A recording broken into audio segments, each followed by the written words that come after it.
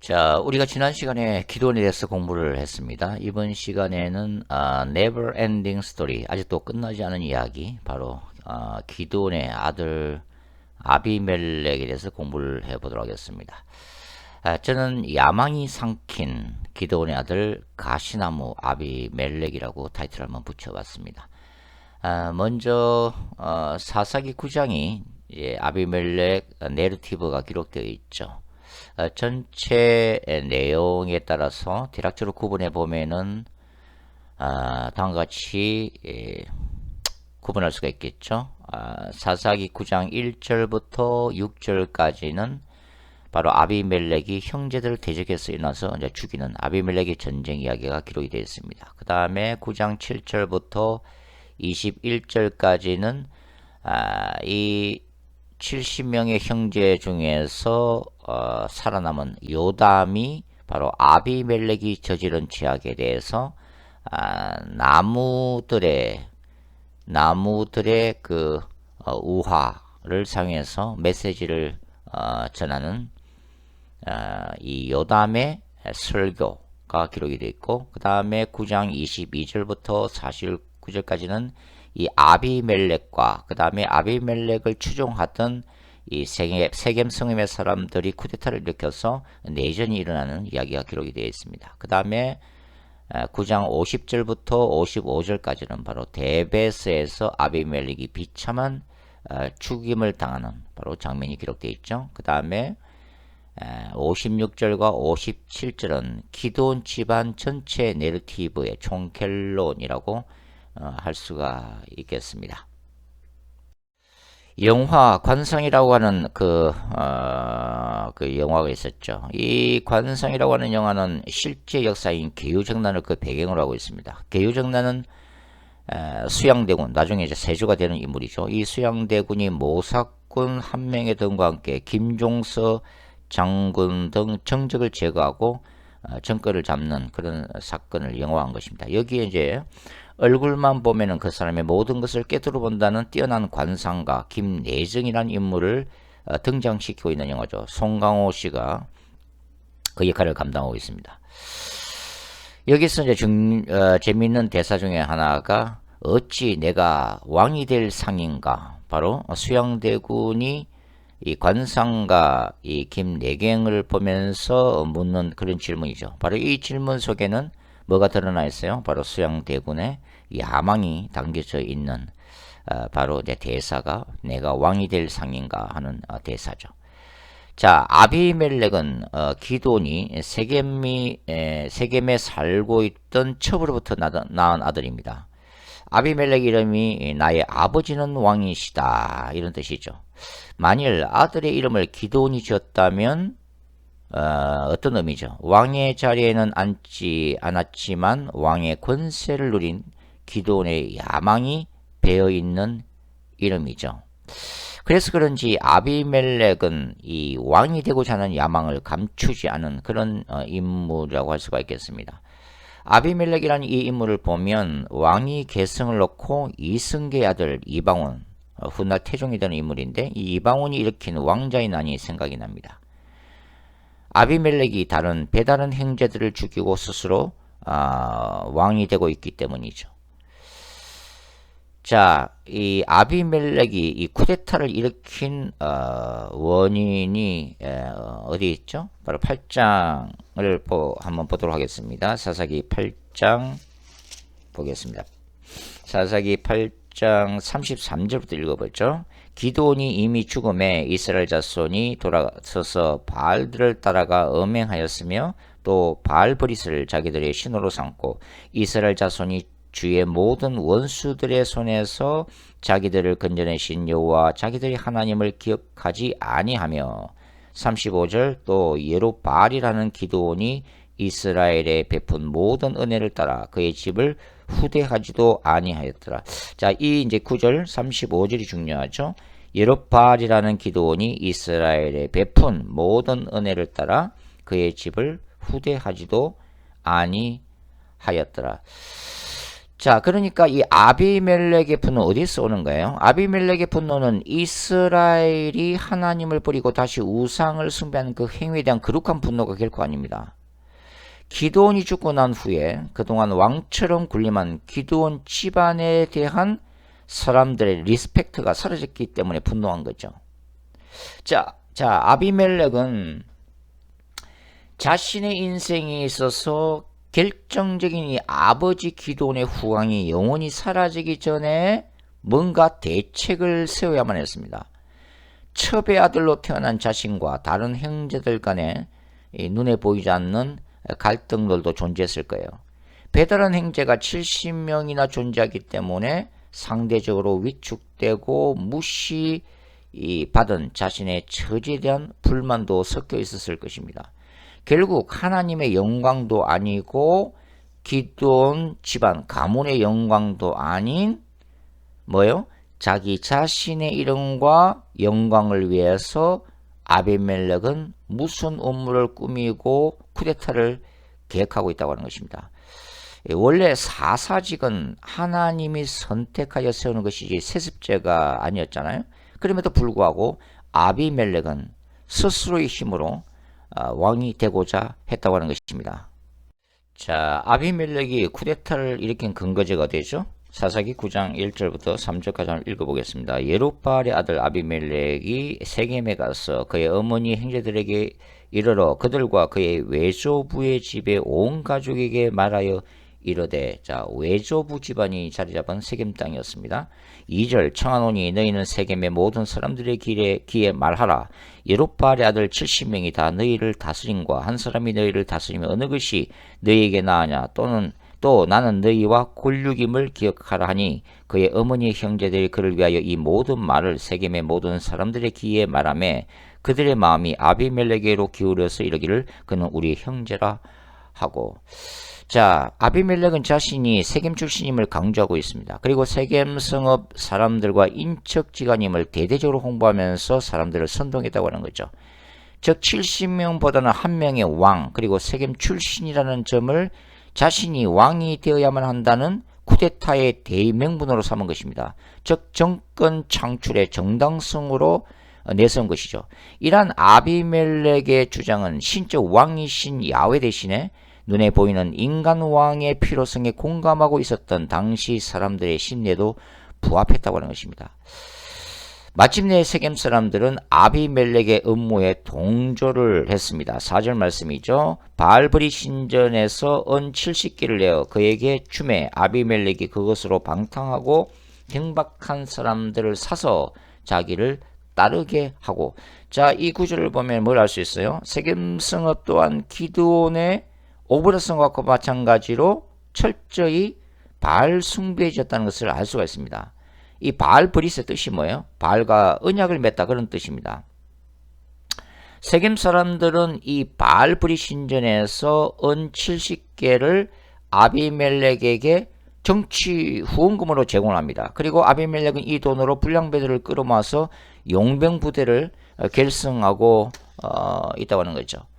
자, 오늘날의 정치계도 마찬가지라는 생각이 듭니다. 그 정치인이 크리스찬이든 아니든 관계가 없습니다. 수단과 방법을 가리지 않고 국회의원이 되면 되고 대통령에 당선되기만 하면 되는 거죠. 역사는 승리자의 편임을 굳게 믿고 있습니다. 정권만 잡으면 정권 창출 과정에서 저지른 모든 죄가 합리화된다고 생각하고 있는 거죠.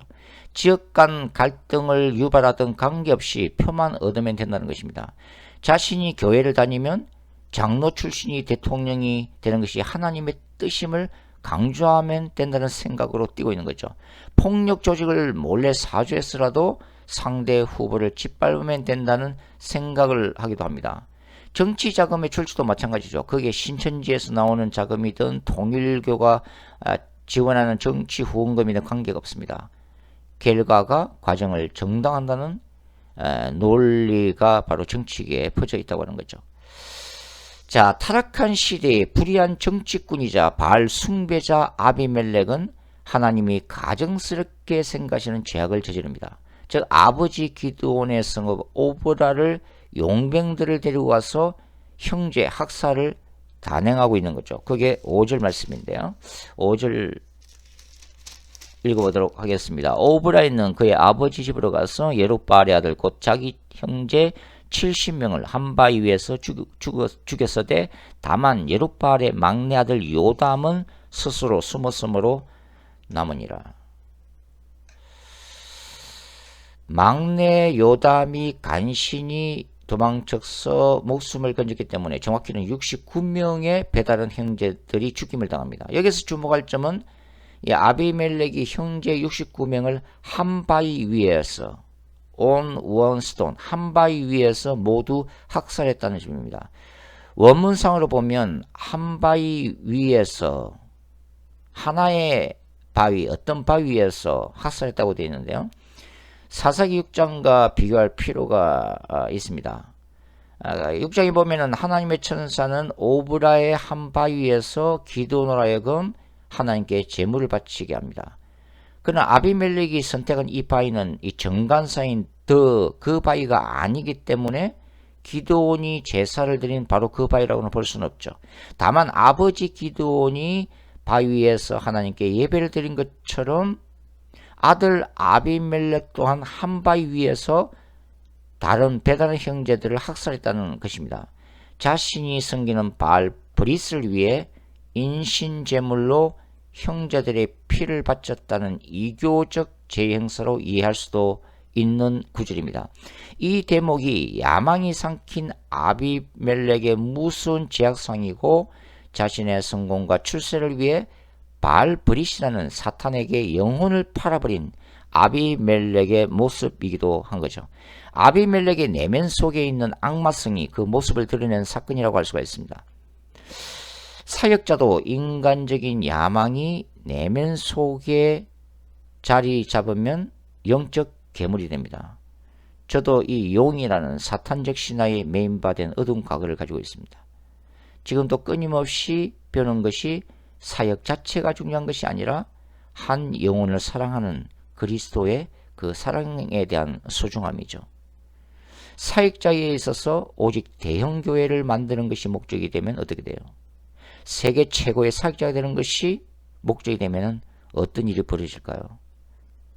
그때는 교회인들이라고 하는 존재가 섬기는 대상이 아니라 사역자의 야망을 이루기 위한 희생제물이 됩니다.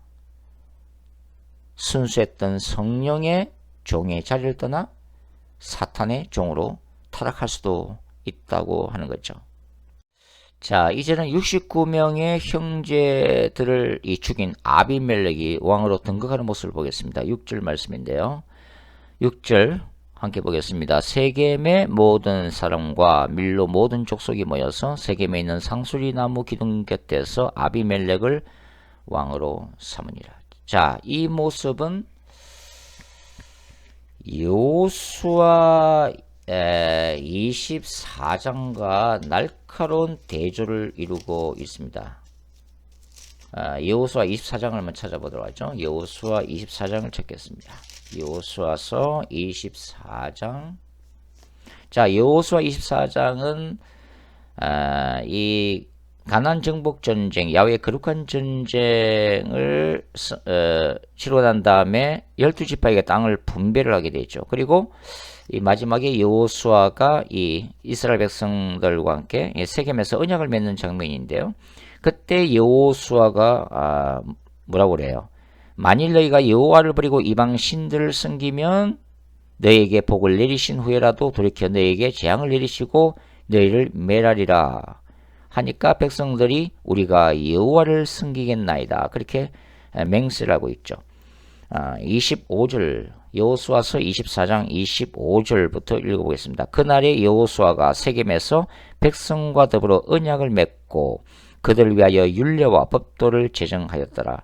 여호수아가 이 모든 말씀을 하나님의 율법책에 기록하고 큰 돌을 가져다가 거기 여호와의 성소 곁에 있는 상수리 나무 아래에 세우고 모든 백성에게 이르되 보라 이 돌이 우리에게 증거가 되리니 이는 여호와께서 우리에게 하신 모든 말씀을 이 돌이 들었음이니라. 그런즉 너희가 너희 하나님을 부인하지 못하도록 이 돌이 증거가 되리라고 백성을 보내 각기 기업으로 돌아가게 하였더라.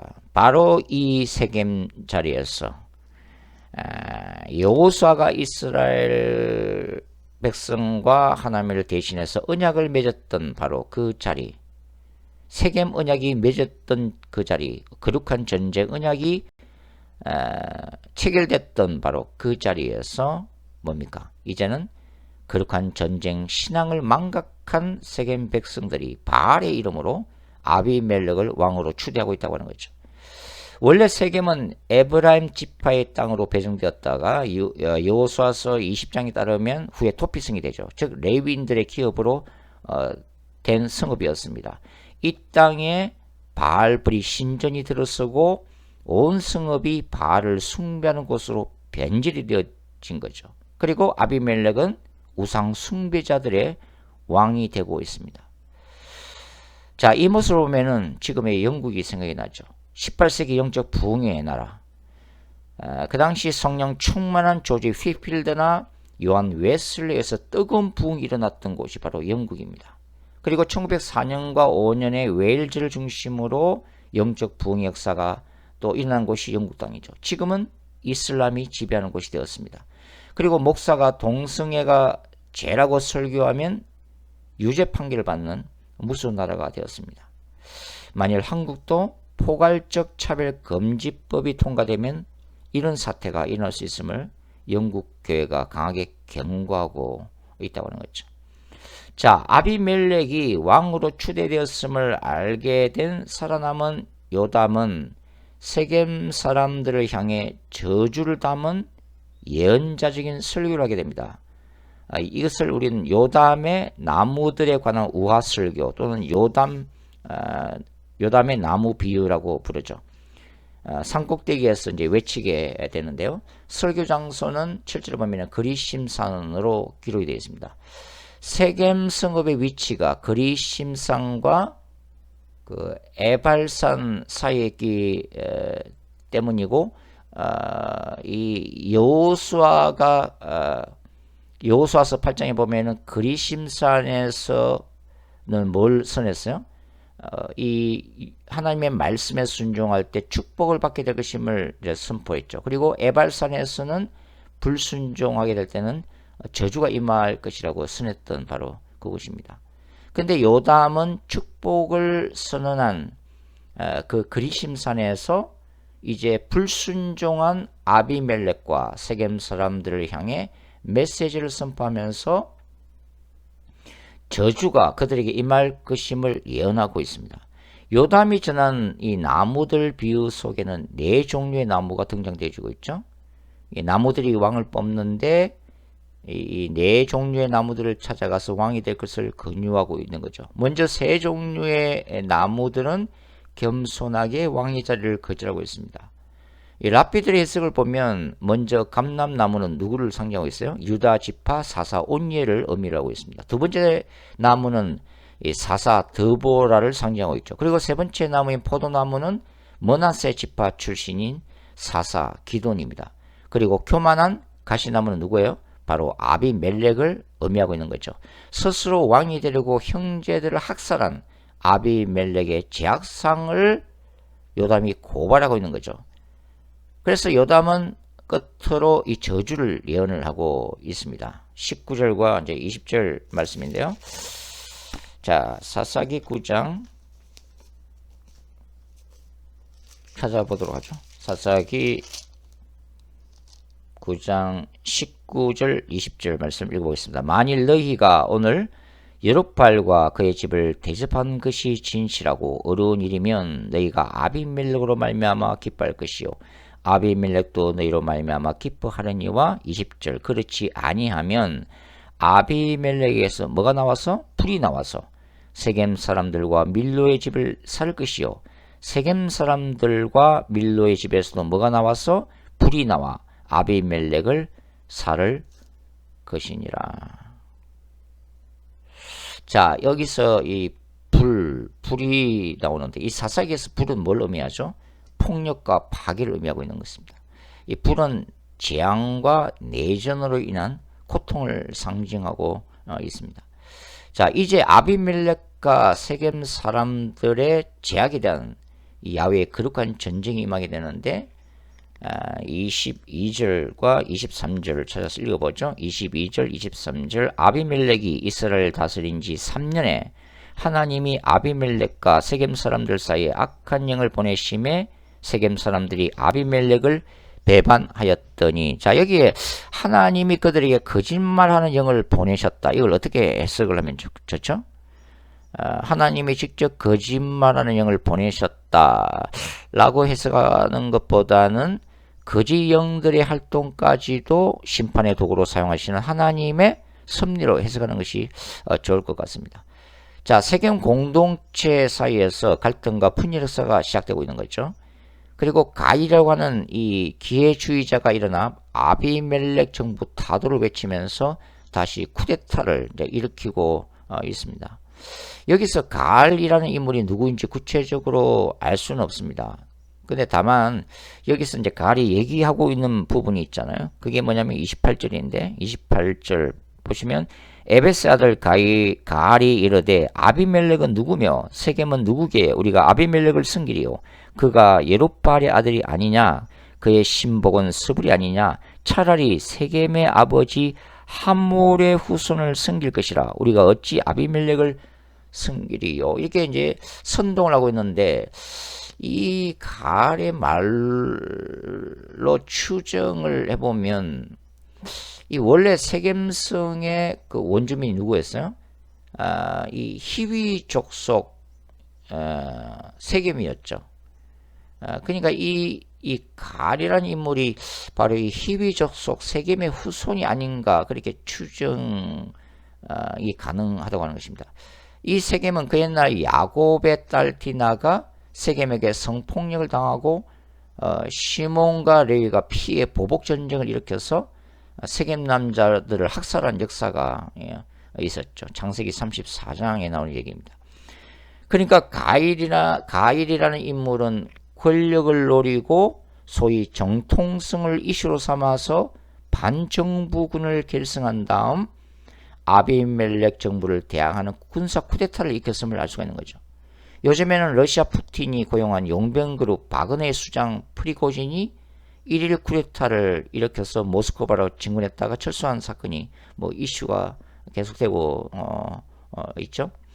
자, 아비멜렉은 이 자신이 고용한 세겜 사람들에게 결국 배신을 당하고 그 보복으로 군대를 이끌어가 가지고 이제는 세겜성을 불태우고 세겜 망대까지 쫓아가서 남녀 1000명을 학살하게 되는 비극이 이제 발생되고 있습니다.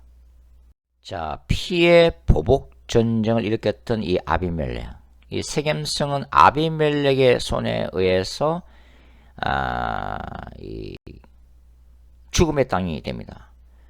그러나 이 아비멜렉의 최후는 비참했습니다. 소위 이제 데베스 전투에서 그는 한 여인에게 죽임을 당하게 되는데요. 바로 50절부터 읽어보겠습니다. 사사기 9장 50절부터 한번 읽어보죠. 아비멜렉이 데베스에 가서 데베스에 마서 진치고 그것을 점령하였더니 성읍 쪽에 갱관 망대가 있으므로 그 성읍 백성의 남녀가 모두 그리로 도망하여 들어가서 문을 잠그고 망대 꼭대기로 올라간지라. 아비멜렉이 망대 앞에 이르러 공격하여 망대의 문에 가까이 나가서 그것을 불사르려 하더니 한 여인이 맷돌 윗짝을 아비멜렉의 머리 위에 내려던져 그의 두개골을 깨뜨리니 54절 아비멜렉이 자기의 무기를 든 청년을 급히 불러 그에게 이르되 너는 칼을 빼어 나를 죽이라. 사람들이 나를 가리켜 이르기를 여자가 그를 죽였다 할까노라 하니 그 청년이 그를 찌르매 그가 죽은지라. 자, 세겜 망대를 불사렀던 이 아비멜렉이 이제 그 데베스까지 쫓아가서 동일한 방식으로 망대를 불사르고 가까이 접근했다가 바로 그 망대에 있던 한 여인이 맷돌을 던지는 바람에 머리가 깨져서 치명상을 입고 여자에게 죽임을 당하는 것이 부끄러워서 자기를 따르는 시종에게 칼로서 자기를 찔러달라고 이제 요구를 하게 됐죠. 자, 이러한 이 아비멜렉의 이 최후를 보면은 누가 생각나요? 바로 이 시스라 장군이 평범한 가정주부 여인 야엘에게 죽임을 당한 그런 장면이 생각이 납니다. 그리고 이 사무엘상 31장에 보면은 사울 왕이 또 마지막에 자기를 따르는 시종에게 자기를 죽여달라고 요구하는 그런 장면도 이제 생각이 나죠. 자, 이제 기드온 내러티브의 총결론을 보겠습니다. 56절과 57절이죠. 56절 아비멜렉이 그의 형제 70인을 죽여 자기 아버지에게 행한 악행을 하나님이 이같이 갚으셨고 또 세겜 사람들의 모든 악행을 하나님이 그들의 머리에 갚으셨으니 여룹바알의 아들 요담의 저주가 그들에게 응하니라. 자, 56절은 이 아비멜렉의 제약상을 심판하시는 야훼의 거룩한 전쟁이고 57절은 뭐죠? 우상을 숭배한 세겜 사람들을 심판하시는 야훼의 거룩한 전쟁입니다. 그리고 이 결론부는 요담의 저주 예언이 성취된 것을 나타내는 구절이기도 하죠. 인간이 저지른 악행은 반드시 하나님이 심판하십니다.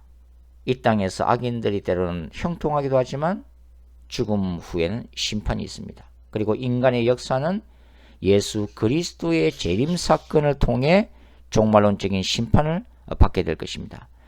우상 숭배의 씨앗을 뿌린 사사 기드온의 이야기는 그 아들 아비멜렉의 내러티브를 통해서 비극적인 결말을 우리에게 보여주고 있습니다.